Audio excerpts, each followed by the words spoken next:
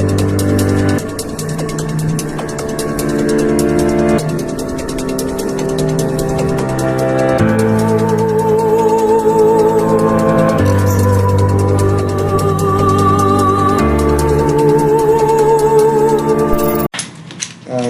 this video guys, I'm gonna show you how to assemble and disassemble of this remote I/O. So remote I/O of S7-300 of Siemens. So this is the module card. This is part number. You can see here, and this is the terminal base of wire remote I/O.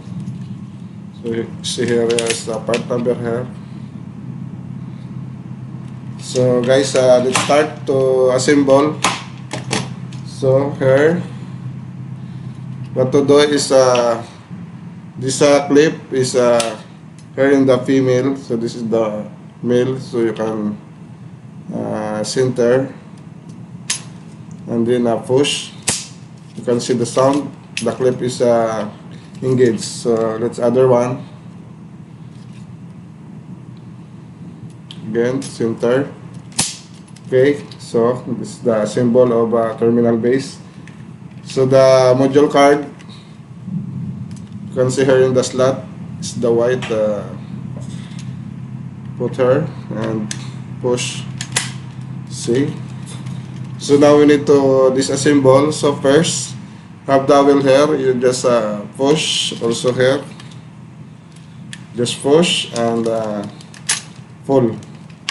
So to remove, for example, this one have damage, the first one, what to do is you need a flat screwdriver and push here the spring.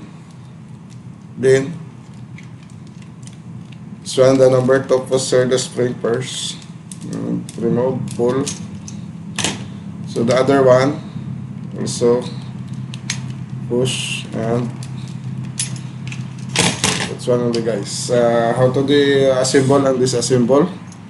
So that's all guys. If you like this video, please subscribe to my channel. This is Pinoy Tiki. Babus.